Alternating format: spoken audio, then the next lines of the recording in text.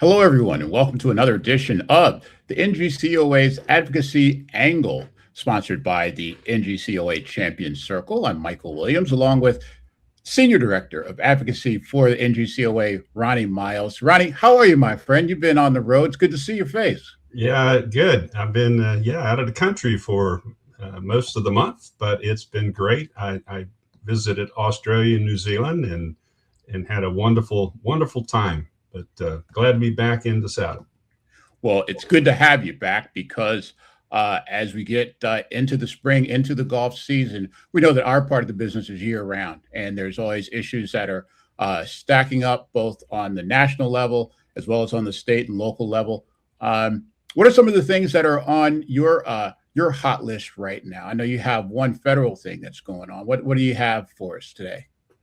Yeah, well, in Washington, there's very little legislation going on with the war and the Homeland Security budget issues. Obviously, what we see going on in airports with the TSA funding is impacting all of us. But so legislative wise, there's little coming out of DC that's going to impact our golf course owners and operators. But that doesn't stop the administration from issuing some new guidance. The Department of Labor released their new proposed independent contractor rule. Some may recall the previously the Biden rule was released, and it was challenged in the courts, and it was defeated in the courts. So they had to go back. The Department of Labor had to go back and revise the rule. And so the Trump administration has released their new independent contractor rule. And this new rule, we think, is probably closer to what we as operators and golf course owners and operators really work with when they're looking at who their independent contractors are. And because it focuses on, excuse me, the economic dependence that the contractor would have to be profitable in their business. It doesn't rely on the golf course for their total dependence. It uses 5 factors, whereas previously, they had 7 factors. And there were a few of those factors that really were challenging for our golf industry. One was the part of it having to do with being able to, a golf course contractor being able to provide their services at a facility where the business is in the same area, same products. In other words, a golf instructor teaching golf at a golf facility, which is something that a golf course would traditionally do. So this new rule kind of clarifies that, and so that you have a golf instructor who does unique business, and that they control their schedule, they control their products, they control their work environment. So again, this new rule it favors really where we are today. However, I will say that many of our states, not many, but a number of our states still apply the ABC rule in determining whether they're an employee or an independent contractor. And for those states, this does not override the state rules. For those states that have aligned with the federal policy, this would change at the state levels for them as well. So the independent contractor, is really going to be in a better place, better understand what is an independent contractor, what is an employee. The contractor must provide, be the type of individual that it requires a specialized skill. The employee has their own rules and their own training systems. So again, it does make it easier in determination whether or not a person is an employee or an independent contractor. Gotcha. And just to be clear, is this legislation that we're talking about, or is it simply a rule that's within the Department of Labor statutes? Yeah, it's within Department of Labor. In other words, the legislative wise, you have your labor policy, labor laws, but the administration is tasked with developing rules that would carry out the legislation Gotcha. correctly. So this is one of the rules applying to determine whether or not an individual is an employee or an independent contractor. Got you. Got you. Thank you for that clarification. So that's what's going on at our federal level. I know there's a lot going on at the state level too. What are your sort of top two or three things that are going on there? Yeah, we've had, fortunately, we have a couple of wins that we can, say that we've had this year and in early in this year. One was in Maryland. There was a proposed bill that would change the property tax for golf courses and clubs. And currently, the golf courses, the land of a golf course, this is the land of the playing area, the green grass areas, have a special assessment as rated as recreation or outdoor space, which is at a much lower assessment rate. The proposed rule would repeal that special assessment and require golf course properties to be assessed based on their market value or highest and best use, which would be devastating for our golf course industry there in Maryland. We had working with the group of owners, operators there in Maryland, headed up by the general manager there at the Army Navy Club, formed a coalition, hired a lobbyist to work on this issue, to engage with with members there in the State House. And fortunately, I can say that the bill never made it out of committee. So we were happy to see that the final decision is this bill has been put aside. Now, whether or not it comes up in 2027 is to be determined. We just have to keep an eye on it because obviously every state's looking at ways they can generate increased revenue. And this is one area that they felt that they would be an opportunity here. But fortunately, we convinced enough members that was not the case, and they voted it down. It's very interesting for me, living here in suburban Maryland. That's obviously a very interesting one for me, and a very interesting one to our local golf course owners. What else do we have at the state level that we've been successful with? Yeah, in Virginia, we had another bill in Virginia where they were proposing a new use and sales tax, expanding the tax to include businesses or services that previously were not being taxed. In the golf space, this was a big issue because it would include green fees, which were not being sales tax or use tax levied, golf lessons, membership dues, that any private club or semi-private club who had memberships, those dues would be treated as a resale sales tax would be required to be paid on it.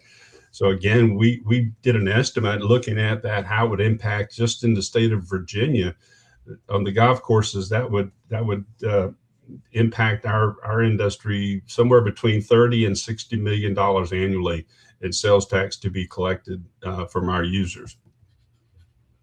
That is fortunately, again, we formed a coalition there with our owners and operators in Virginia.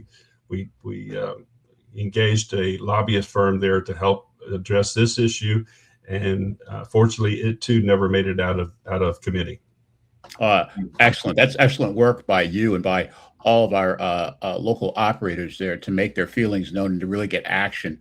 But I'm sure we have time for one more. I know we have so many things to report on. There's one more thing that has happened since we last talked. Yeah, the most recent one, this was a big one in Colorado. The bill that was proposing for private clubs. These were private clubs in for example, a golf community where the homeowner association, the homeowners were, every homeowner is automatically a member of the club, and they pay social club dues. And it was mandatory if you're going to live in that neighborhood. This bill would have changed it so that individuals could opt out of that type of arrangement, which would be devastating to the golf courses that currently has that business model.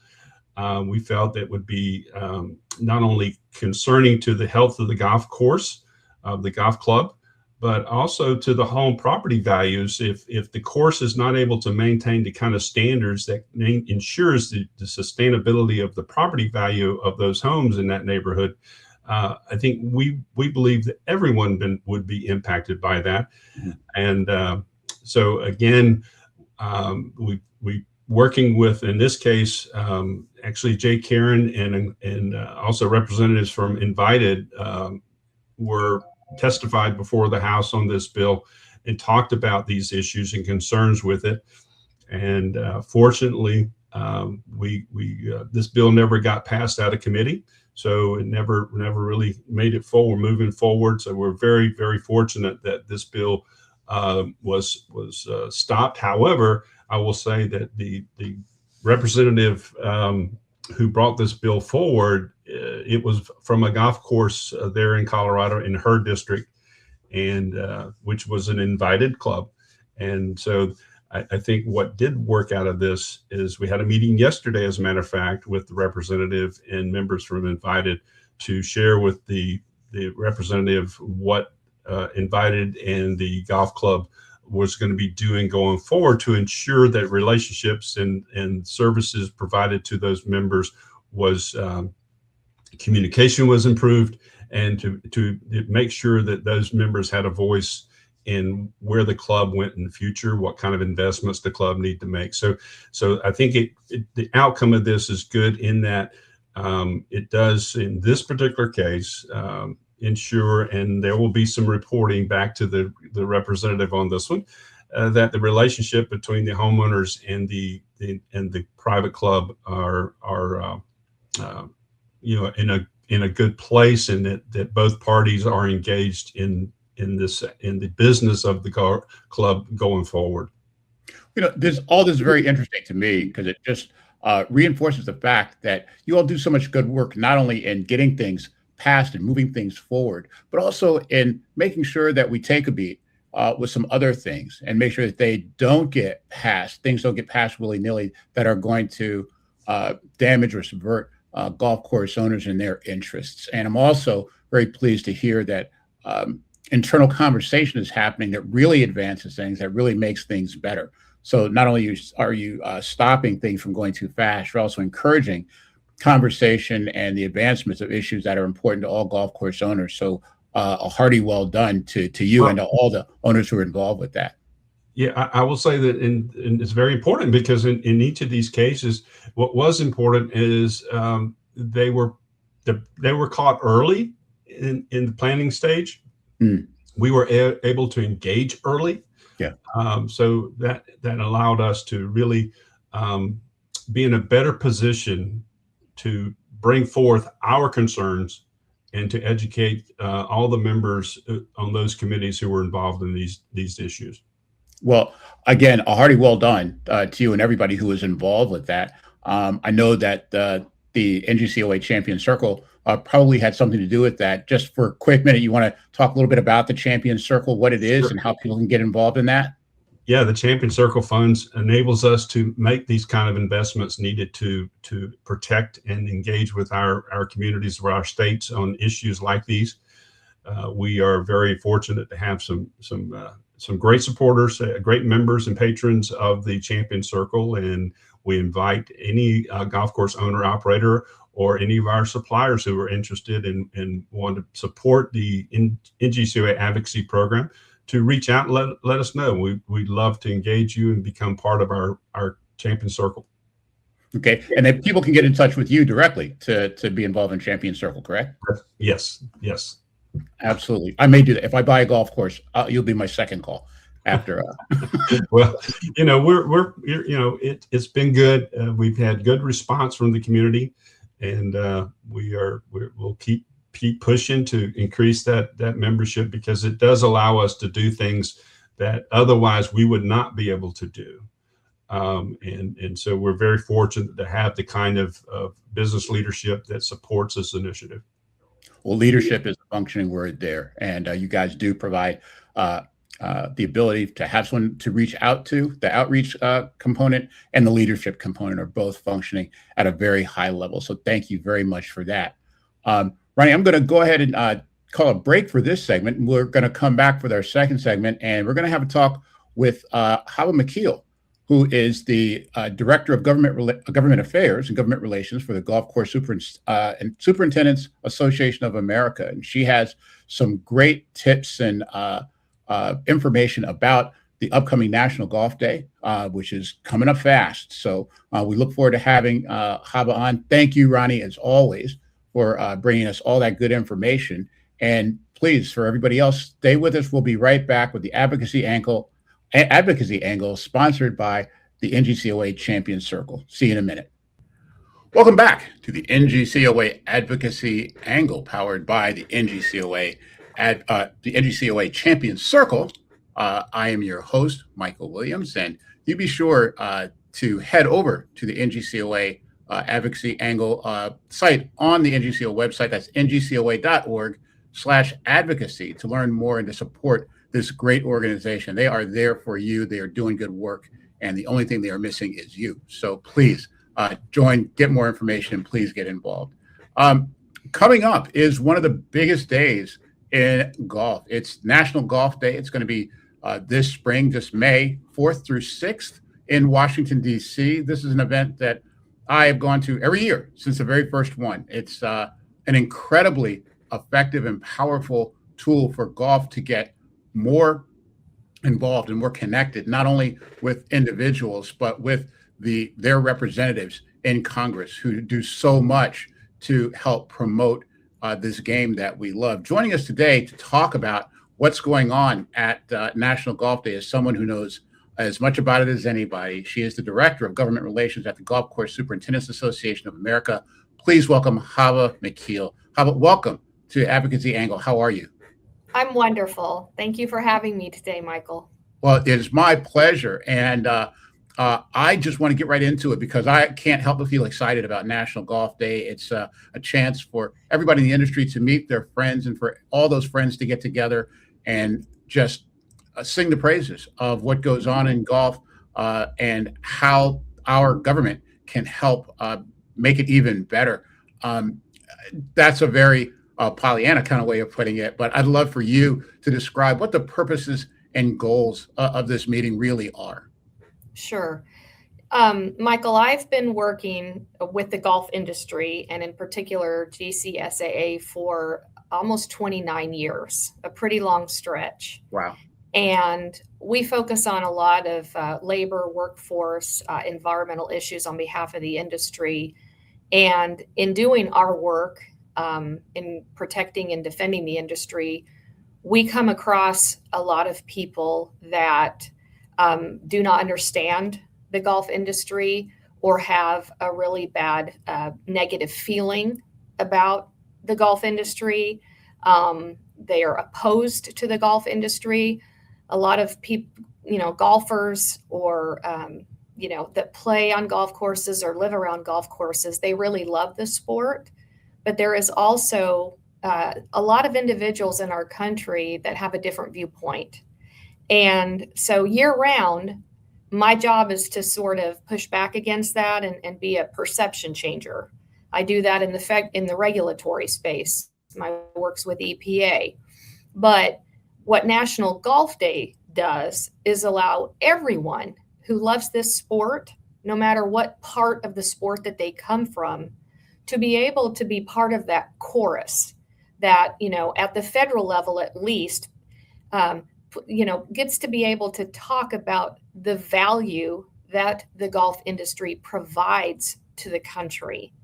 And that could go, many different ways. It could be the health and wellness benefits, the environmental benefits, the economic side of golf, the charitable side of golf. But I wake up every day feeling passionate about, letting people know how important our industry is. And I love doing it with the entire industry at least once a year. And that happens at National Golf Day.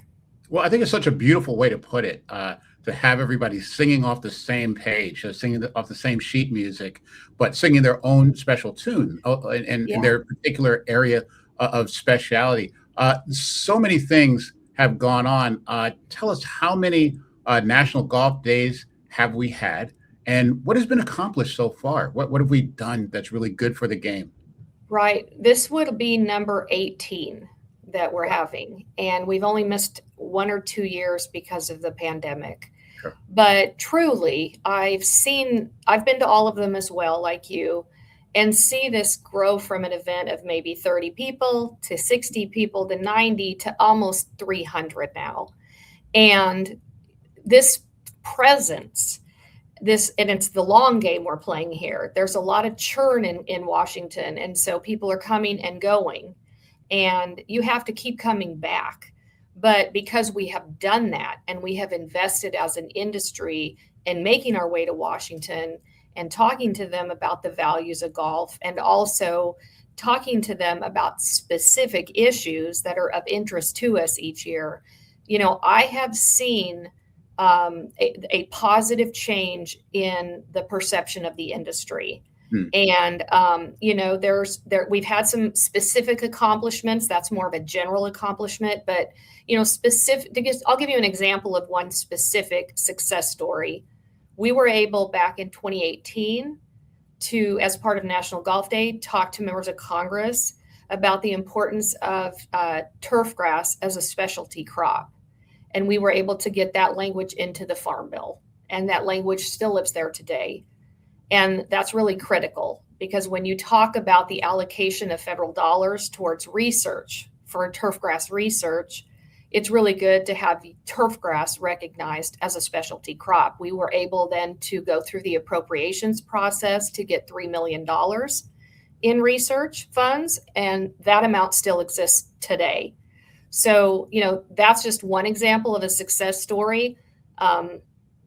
I'll leave it at that, but there's numerous. So lots of positive things coming out of National Golf Day efforts. Well, that is a wonderful success story to share. And as you say, there are many, many others. And again, coming to the event is your opportunity to make something special happen. Talk about what happens for those who haven't been before, first-time attendees. What can they expect when they come to Washington for this event? Sort of the itinerary, what kind of things happen, who they expect to meet, all those types of things. Well, there's a lot of work going on well in advance of the day of. We want to make sure that all of our attendees, especially our new attendees, have a very positive, confident experience. So our event is broken down actually into 2 days worth of events. We have one day that's a community service project. Our industry is always very philanthropic, very charitable. So we give back, and we have since 2017 been doing service projects on the National Mall and other locations, and we'll be doing the same. So that give back opportunity is really special to all of our attendees to be part of that. The most important thing that we do in Washington during National Golf Day is obviously our legislative appointments on Capitol Hill. So we are working now, the lobbyists, the federal lobbyists that are in the golf industry, to determine what the slate of issues are that we are going to bring to these conversations on May 6th. So we've kind of got it down to a list, and we're vetting that and getting sign off from the various CEOs of the golf associations around the country to make sure we all feel good about those issues. And then once the issues are determined, we will make sure that everyone attending is adequately trained. So we'll make sure that there is advanced training opportunities as well as on-site opportunities. So the week before National Golf Day, there'll be some information coming out from the World Golf Foundation, kind of logistical information about the 3-day event. And it will include a recording link, a link to a recording, an issues kind of training. It'll kind of dive deep into the topics that we'll talk to members of Congress and their staff about. And then there'll be a refresher training on site in the ballroom of the hotel the day before. But just to back up, most everyone will arrive on Monday the 4th. And the first activity on the agenda Monday is an in-person community service project training event in the hotel. And that's where you will learn what your assignments are, what location you're going to, and you'll meet up with your different team captains for your service project. And you'll be grouped with other people in the industry.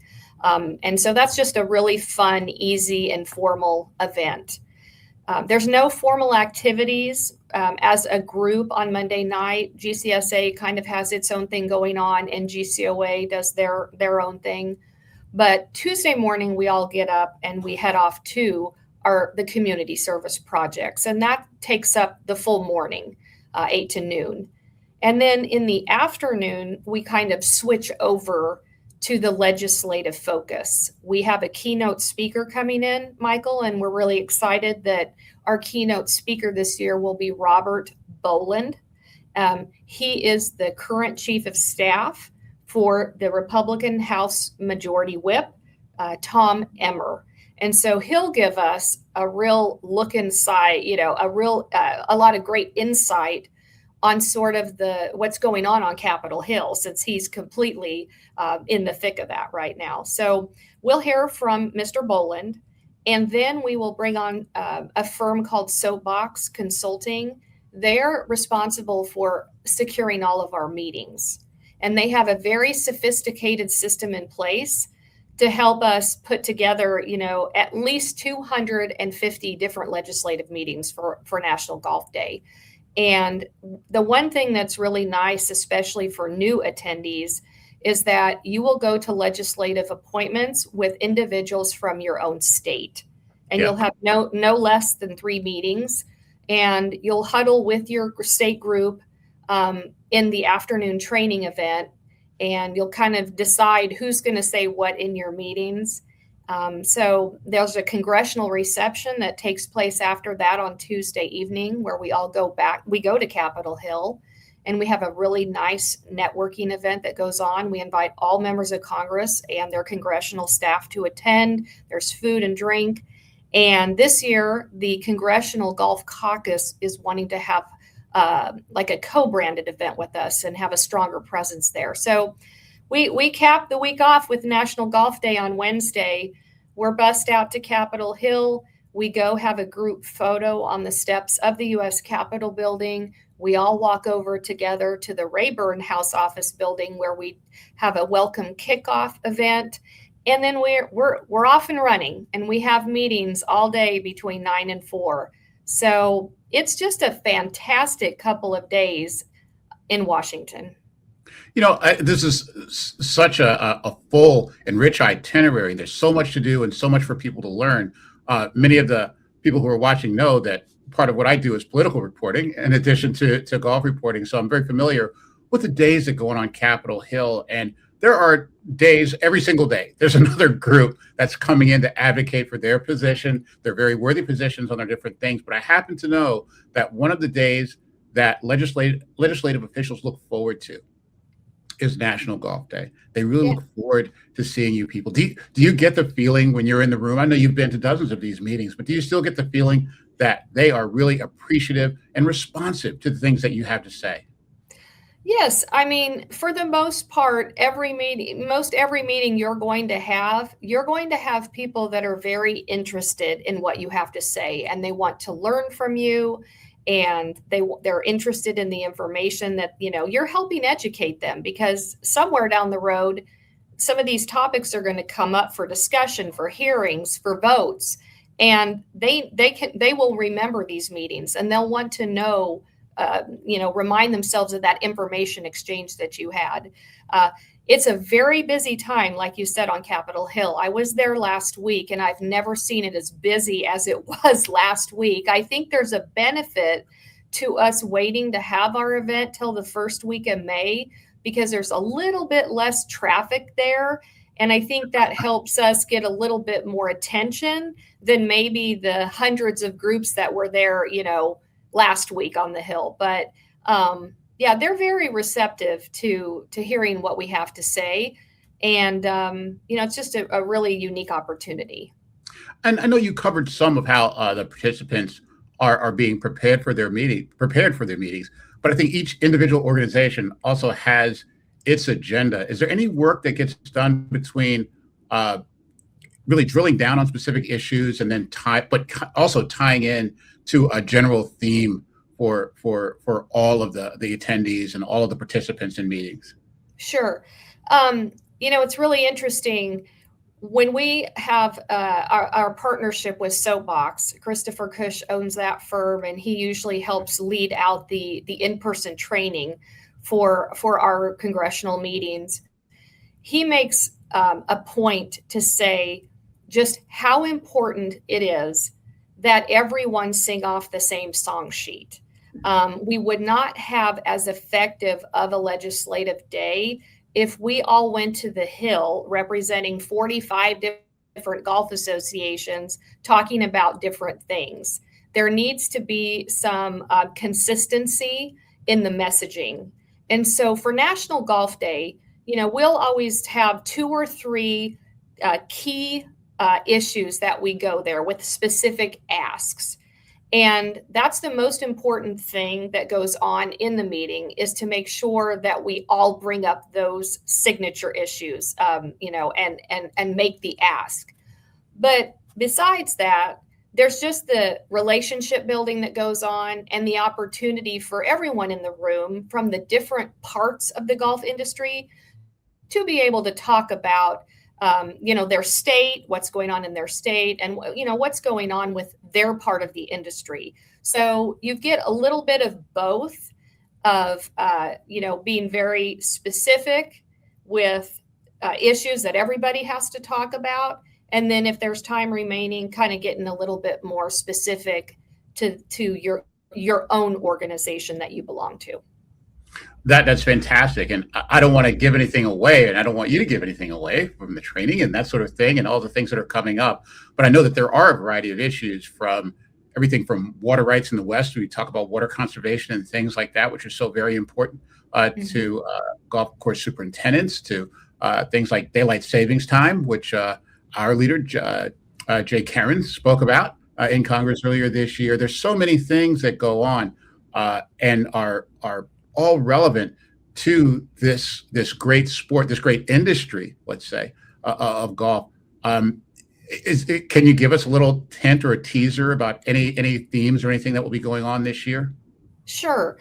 It's so funny you mentioned that, because we have so many issues that the industry's focused on, and your meetings are only less than 30 minutes. I mean, you might get a window of 15, 20, at most 30 minutes to have these conversations. So what we've done is we have taken, we call them one-pagers, and they're the one-page, issue one-pagers.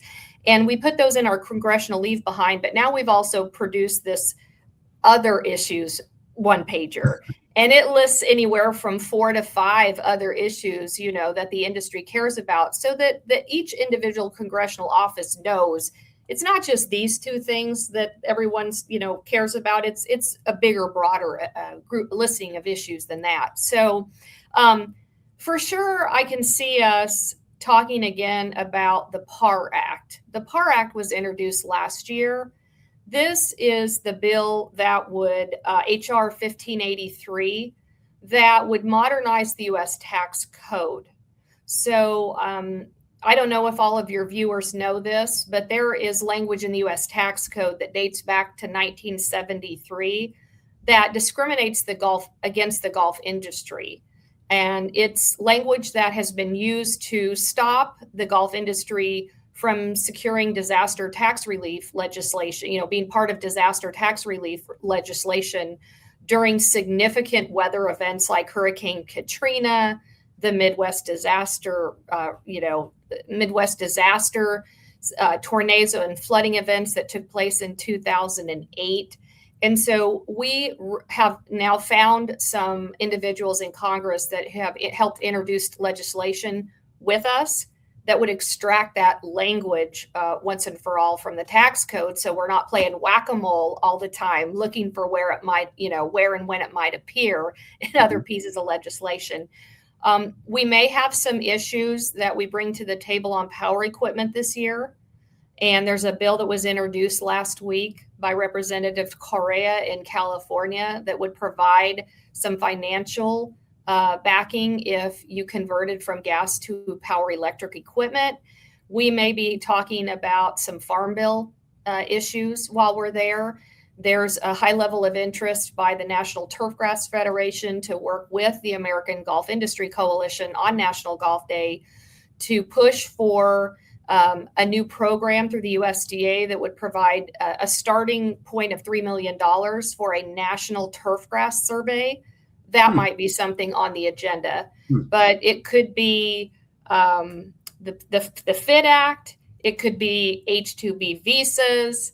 It could be waters of the United States. There's just a lot of issues, but right now it's kind of like, what's the most important and what will be the most important when we get there in May? Yeah, there are so many issues, as you just suggested, from on the course things, off the course things. My good friend Robert Trent Jones will have my head if I don't mention the Birdie Act, which has to do with copyrights for simulators and golf courses in that way. There's so many things to talk about, but at the same time, you get so much done in such a short period of time. And I think the whole industry deserves a great pat on the back for being so persistent in doing this year after year, and the same for Congress. For people who want to get more involved and to participate in this, where can they go for more information? Sure. Right now, you can go to the American Golf Industry Coalition website, and that's where the National Golf Day portal is. And when you go there, you register, you complete a form. It'll ask you a lot of questions. It'll ask you what your home address, what your work address is. And we need both of those sets of addresses and zip codes because that will determine what offices you go see for your congressional meetings. It'll ask you if you would like to participate in the community service project. And if so, what's your t-shirt size? I mean, things like that, because you get a lot of fun merch for participating. But you start there. And then when you receive a confirmation email for registering, that will automatically send you the booking links for the hotel, which this year our hotel has moved. We are now going to the Hyatt Regency in Crystal City. We have a lovely hotel picked out for everyone. And so you'll want to make your hotel arrangements. And then you want to obviously make your flights. I looked, Michael, right before we went on today. As of the 7th of March, we had 212 people registered so far for National Golf Day. I think when it's all said and done, I think registration goes through April 17. So we've got some more time. I feel like we'll be close to our 300 target. And so there's a lot of people coming, numerous golf associations represented, just people that love the game of golf coming. And so, I just don't know anybody that goes there and doesn't have a good experience.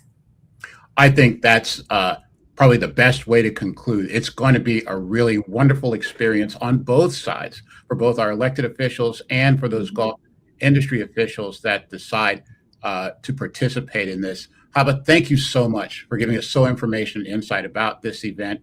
I look forward to seeing you there.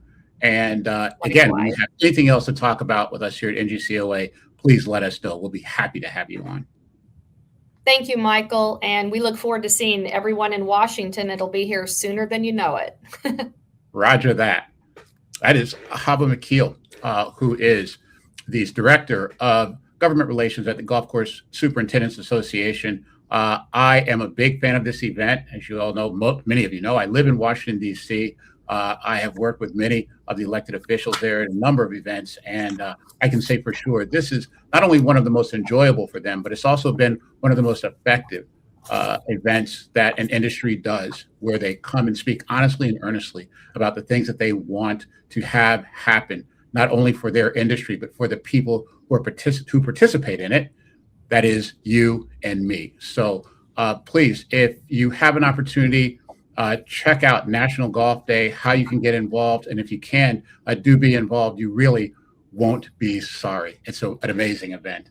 And speaking of amazing events, that's just about it for this event, this week's NGCOA Advocacy Angle. I want to thank our guest, Chava McKeel. I also want to thank my co-host, Ronnie Miles. And for all of us here at NGCOA, Taylor, Harry, Jay, and everybody, thank you so much for joining us. We'll be back with another episode real soon. In the meantime, please get involved in NGCOA as much as you can, and we'll be here waiting for you. Thanks so much. We'll see you soon. Bye-bye.